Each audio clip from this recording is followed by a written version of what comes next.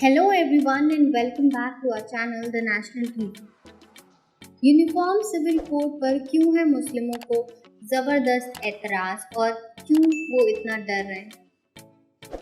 तो जमीयत उलेमा ए हिंद मुसलमानों का सबसे बड़ा संगठन है जो 100 साल से भी ज्यादा पुराना है। इस संगठन ने केंद्र की मोदी सरकार को एक बार फिर चेताया है कि वह समान नागरिक संहिता यानी यूनिफॉर्म सिविल कोड लाने का विचार छोड़ दे, क्योंकि इससे देश की एकता व अखंडता पर सीधा असर पड़ेगा।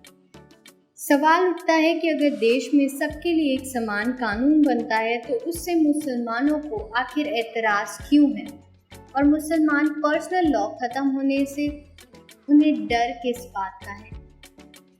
जमीयत उलेमा ए हिंद के प्रमुख मौलाना महमूद असद मदनी इस्लाम के बड़े स्कॉलर हैं और एक तरफ वे हिंदू मुस्लिम एकता पर जोर देते हुए कहते हैं कि उन्हें आरएसएस से कोई नफरत नहीं है, लेकिन वहीं दूसरी ओर वे यूसीसी के मुद्दे पर सरकार को लगातार खुली चेतावनी दे रहे हैं। दिल्ली के रामलीला मैदान में जमीयत के 34 अधिवेशन में तकरीर करते हुए उन्होंने इस मसले पर सरकार के खिलाफ फिर से हुंकार भरी है। शायद इसीलिए कि उन्हें ये एहसास है कि बीजेपी शासित राज्य सरकारें यूसीसी को लागू करने की तैयारी में है और 2024 के लोकसभा चुनाव से पहले केंद्र की मोदी सरकार भी इसे लेकर कानून बनाने वाली है। लिहाजा शनिवार को उन्होंने इसे एक नया मोड़ दिया। मौलाना मदनी ने कहा कि समान नागरिक संहिता सिर्फ मुसलमानों का मुद्दा नहीं है, बल्कि यह देश के विभिन्न सामाजिक समूहों, समुदायों, जातियों और सभी वर्गों से संबंधित है। उनके मुताबिक हमारा देश विविधता में एकता और सच्चा बहुलतावादी का सबसे बड़ा उदाहरण है, लेकिन हमारे बहुलवाद को अनदेखा करते हुए जो भी कानून पारित होंगे उनका देश की एकता, विविधता और अखंडता पर सीधा असर पड़ेगा। लेकिन मदनी ने इसका खुलासा नहीं किया कि हिंदुओं को विभिन्न जातियों व वर्गों पर इसका कैसे प्रभाव पड़ेगा, जबकि एक पहलू ये भी है कि देश के आदिवासी वर्ग के बड़े तबके में यूसीसी को लेकर नाराजगी सामने आई है, क्योंकि वे अपनी सदियों पुरानी परंपरा और रीति रिवाजों को छोड़ने को तैयार नहीं है। इसीलिए संघ के स्वयंसेवक वनवासी इलाकों में जाकर उन्हें इस कानून के फायदे बताते हुए समझा रहे हैं। हालांकि मदनी ने यह कानून लाने की सरकार की नीयत पर शक जताते हुए साफ कहा है कि इसका मकसद राजनीति से प्रेरित है और मुस्लिम पर्सनल लॉ को खत्म करना ही है। इसीलिए उन्होंने इसे लागू करने के लिए खिलाफ सरकार को दी गई चेतावनी को फिर दोहराया है। मदनी ने एक बुनियाद सवाल यह भी उठाया है कि इस सरकार को इस्लाम से शिकायत आखिर क्यों है। उन्होंने आरएसएस और उसके सर संचालक मोहन भागवत को न्योता देते हुए कहा कि आइए आपसी भेदभाव और दुश्मनी को भूलकर एक दूसरे को गले लगाएं और देश को दुनिया का सबसे शक्तिशाली मुल्क बनाएं। हमें सनातन धर्म के फरोग से कोई शिकायत नहीं, आपको भी इस्लाम से कोई शिकायत नहीं होनी चाहिए।